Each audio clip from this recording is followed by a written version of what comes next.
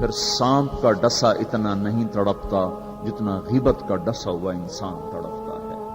پھر سانپ میں اتنا زہر نہیں ہوتا جتنا اس گندی زبان میں زہر ہوتا ہے. شیر کا پنجہ اتنا نہیں پھاڑتا جتنا یہ 2.5 انچ کی زبان گوشت کو چیر پھاڑ کے رکھ دیتی ہے. پیٹرول اور گیس کی آگ سے وہ آگ نہیں بھڑکتی جو اس چھوٹی سی زبان سے آگ بھڑکتی ہے. شہروں کے شہر جل رہے ہیں اور اس کے پیچھے بات کیا ہے؟ غیبت. غیبت، گندا بول، گندا بول. ہاں، اگر گھروں کو جنت بنانا ہے غیبت چھوڑ دو. دھن رے دھنیے اپنی دھن، پرائی دھنی کا پاپ نہ پن. تیری روئی میں 4 بنولے، سب سے پہلے ان کو چن. کیا مطلب؟ اوروں کی برائیاں نہ دیکھو، اپنی برائیاں دیکھتے رہو، دیکھتے رہو. اپنی کمیاں دیکھو گے تو اللہ تعالیٰ مرنے سے پہلے توبہ نصیب فرما دے گا اور ساری دنیا تمہیں اچھی نظر آئے گی. اگر اپنی اچھائیاں دیکھو گے اور اوروں کی برائیاں دیکھو گے تو اللہ توبہ کا دروازہ بند کر دے گا. سارا جہان آپ کو برا نظر آئے گا، اپنی ذات آپ کو بڑی اچھی نظر آئے گی اور بڑی قابل تعریف نظر آئے گی. اور اس کے ساتھ پھر تکبر پیدا ہوتا ہے اور تکبر میں مرنے والا جنت کی ہوا بھی نہیں سونگھ سکتا. پہلے عجب آتا. عجب کیا ہے؟ میں بڑا اچھا ہوں، میں بڑا اچھا ہوں. یہ عجب ہے، میں بڑا اچھا ہوں. صرف اس حد تک میں بہت اچھی ہوں، میں تو بہت اچھی ہوں، میں تو بہت اچھا ہوں. یہ عجب. جب عجب کو لگام نہیں دے گا تو اگلا درجہ آئے گا، اگلا درجہ. عجب اور تکبر کی حد ساتھ ساتھ ملی ہوئی ہے. اس لیے بارڈر پر پولیس کھڑی ہوتی، بارڈر پر فوجیں کھڑی ہوتی. بھائی اب اس میں بارڈر ملنے جائے تو عجب اور تکبر کا بارڈر ملا ہوا ہے. تکبر کیا ہے؟ میں بڑا اچھا، وہ بہت گندا. میں بڑی اچھی، وہ بہت گندی. اپنی اچھائی کے ساتھ جب اگلے کی نفرت پیدا ہو جائے، اگلے کی حقارت پیدا ہو جائے، اس کا چھوٹا ہونا دل میں اتر جائے تو پھر یہ تکبر ہے. تکبر. اور تکبر عزازیل را خار کرد. شیطان نے شرک تو نہیں کیا تھا، تکبر کیا تھا. انہوں نے کہا میں سجدہ نہیں کرتا. اتنی بات تو اس کی ٹھیک ہے کہ مخلوق کو سجدہ نہیں ہوتا، لیکن کیوں نہیں کرتا؟ کہ انا خیر منہ. دو باتیں. اللہ نے زمین آسمان سے کہا میری مانو، ان کا یا اللہ ہم نہیں مانتے. اللہ نے شیطان سے کہا میری مانو، ان کا یا اللہ میں نہیں مانتا. تو زمین آسمان کو کچھ نہیں کہا، شیطان کو مردود کیا. کیوں؟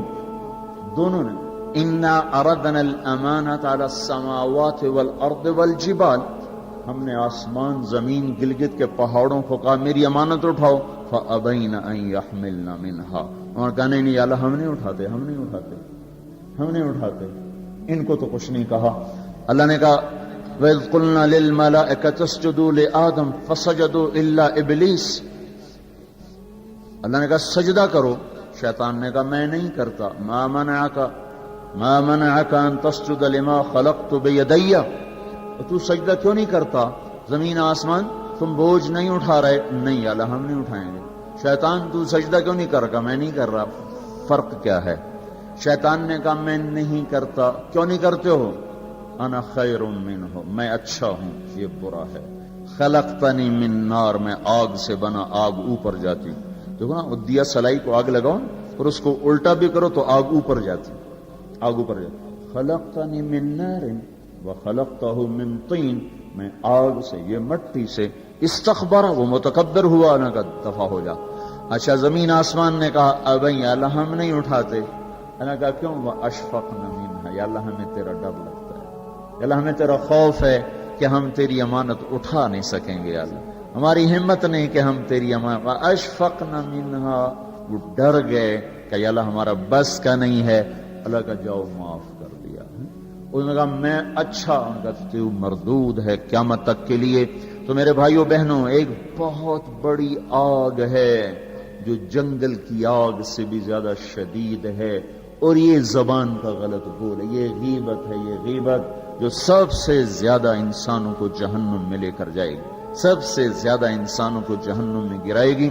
عیسیٰ علیہ السلام گزر رہے تھے، ایک ڈاکو بیٹھا تھا پہاڑ کی چوٹی پر. اس کی نظر پڑی، اس کو خیال آیا میں کیا زندگی گزار رہا ہوں. انہوں نے کہا یا اللہ میری توبہ مجھے معاف کر دے، آئندہ تیرے نبی کا ساتھ دوں گا، اور یہ کہہ کر پہاڑ سے نیچے اتر آیا اور ساتھ چل دیا۔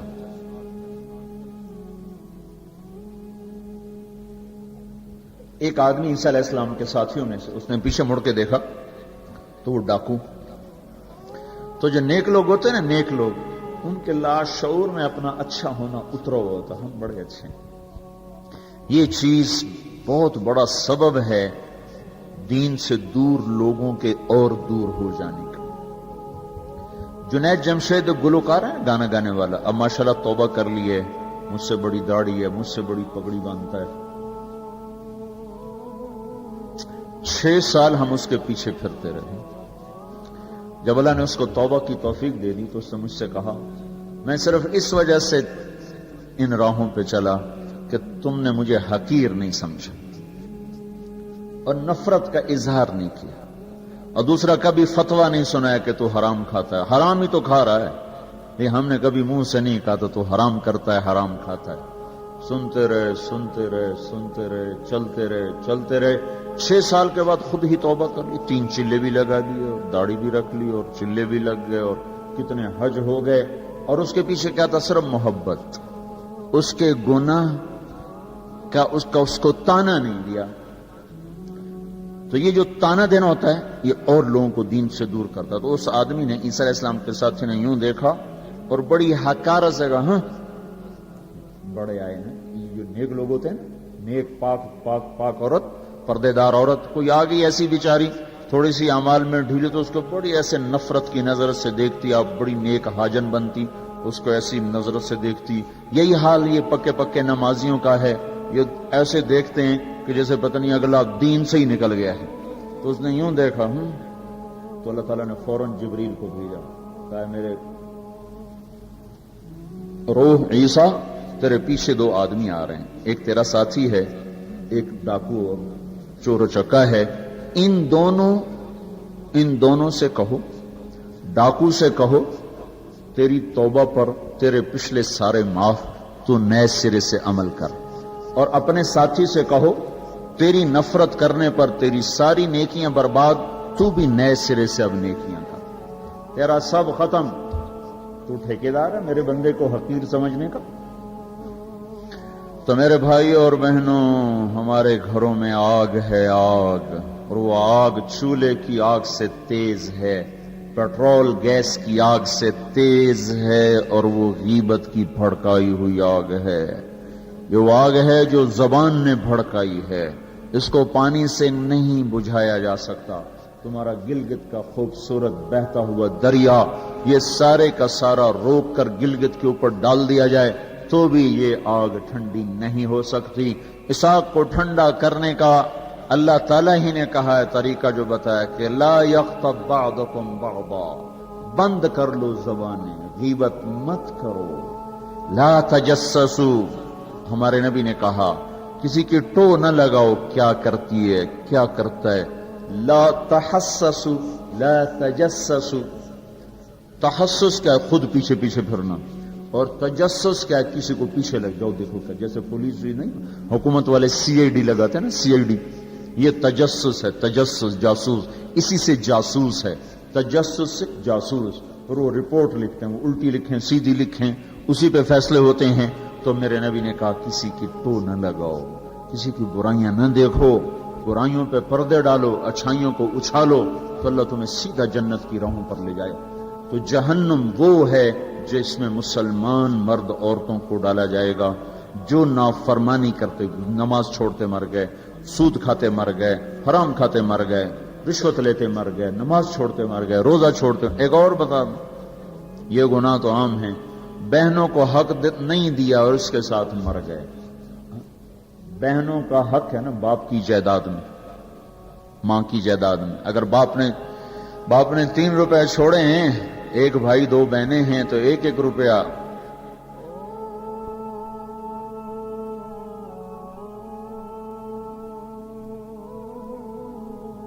ایک بہن کو ملے گا، 1 روپیہ ایک بھائی کو ملے گا، 2 روپے ایک بھائی کو ملے، اور آدھا آدھا ان کو ملے گا۔ تو کیا ہوا بھائی؟ ادھر کیا ہوتا ہے؟ ادھر کیا ہوتا ہے؟ سارا حق بھائی دبا کے بیٹھ جاتا، سارا حق بھائی نے دبایا، اور بھائی کیا ہوا؟ کہا جی ہمارا رواج کوئی نہیں، ہمارا رواج کوئی نہیں۔ اچھا قرآن تو کہتا ہے للذکر مثل حظ الانثیین، دو بیٹیوں کے برابر ایک بیٹے کا حصہ ہے، 1 روپیہ بیٹی کو ملا، 2 روپے بیٹے کو ملیں، 8 آنے بیٹی کو ملے، 1 روپیہ بیٹے کو ملے گا۔ پھر اللہ تبارک و تعالیٰ نے عورت کا حق پہلے بتایا، مرد کا حق بعد میں بتایا، للذکر مثل حظ الانثیین، للذکر مثل حظ الانثیین۔ اور یہاں ساری گلگت کی وادی بہنوں کا حق کھا جاتی ہے، اور کوئی کہتا بھی نہیں کہ حرام ہو گیا، حرام ہو گیا۔ کوئی رشوت کھائے تو کہتے رشوت کھاتا ہے، کوئی سود کھائے کہتے بڑا مجرم ہے سود کھاتا ہے، کوئی ڈاکہ ڈالے تو کہتے بڑا ظالم ہے ڈاکے مارتا ہے۔ سارے گلگت والوں نے بہنوں کے حق پہ ڈاکہ مارا، نہ کوئی مقدمہ ہوا، نہ کوئی فریاد ہوئی، نہ کسی نے ہائے کی، اور کسی بہن نے کچھ مانگ بھی لیا تو الٹا اس پہ چڑھائی ہو گئی۔ بہنوں کا حق کھاتا ہوا مر گیا، جنت کی ہوا بھی نہیں لگی۔ ماں کا حق کھا لیا، خامد مر گیا، اللہ نے ماں کا حق رکھا ہے۔ اولاد ہے تو 8واں حصہ ماں کا ہے، اولاد کوئی نہیں 4تھا حصہ ماں کا ہے۔ باپ مر جاتا ہے، مائیں بیچاری فقیر بن کے بچوں سے خیرات مانگتی ہیں، حالانکہ اللہ نے خامد کے حق میں سے 1/8 ماں کا حق رکھا تھا، کوئی نہیں دیتا۔ ماؤں کا حق ہڑپ، بہنوں کا حق ہڑپ، اور پھر اس کے ساتھ یہ احساس بھی نہیں ہے کہ میں مجرم ہوں، میں نے ظلم کیا ہے، یہ احساس ختم ہو گیا ہے۔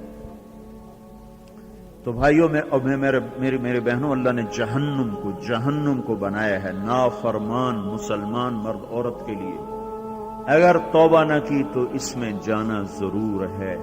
جو ہے نا آخری آدمی ہے جو نکالا جائے گا، جب وہ نکالا جائے گا تو اللہ تعالیٰ کہیں گے اس کو نکالو، ایک آدمی دوزخ میں اس کو نکالو، تو وہ جبریل آ کر کہیں گے بھی اس کو نکالو، تو دوزخ کا فرشتہ مالک کہے گا کہ دوزخ نے ایک کروٹ بدلی ہے، اس میں ہر چیز کو اس نے الٹا پلٹا کے پھینک دیا ہے، مجھے سمجھ میں نہیں آ رہا وہ کہاں پڑا ہوا ہے۔ تو جبریل کہیں گے یا اللہ وہ مالک کو پتہ نہیں چل رہا وہ کہاں پڑا ہوا ہے، تو اللہ تعالیٰ کہیں گے جاؤ فلاں پتھر کے نیچے دبا پڑا ہے۔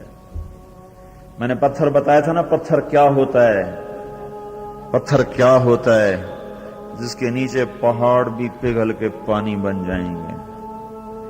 اللہ تعالیٰ کہیں گے فلاں دوزخ کے کونے میں پتھر کے نیچے ہے، تو جبریل بھی اندر جائے گا اور وہ مالک بھی اندر جائے گا، وہ پتھر کو اٹھائیں گے تو نیچے منہ کے بل گرا پڑا ہوگا، اور اس کے اوپر آگ ہی آگ ہوگی، اور وہ زبان سے کہہ رہا ہوگا یا حنان یا منان۔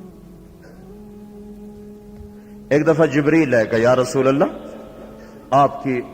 آپ کو دوزخ کے سنوں کا سنیں کہ جہیم میں حاویہ میں منافق ہیں، جہیم میں مشرک ہیں، سقر میں صابئی ہیں مجوس ہیں، اور سعیر میں مجوس ہیں، لظہ میں یہود ہیں، حطمہ میں عیسائی ہیں، اور کہہ کر جبریل چپ ہو گئے۔ تو آپ نے کہا اور کیا؟ کہ جی آپ سے شرم آتی، آپ سے شرم آتی، کہنے نہیں بتاؤ، کہا جہنم میں آپ کی امت ہے، نافرمانی کرتے ہوئے جو مر گئے توبہ کیے بغیر، تو ہمارے نبی بے ہوش ہو کے گر گئے، اور روئے جا رہے، نہ کسی سے بات کر رہے، نہ کلام کر رہے، نہ کھانا کھا رہے، روئے جا رہے۔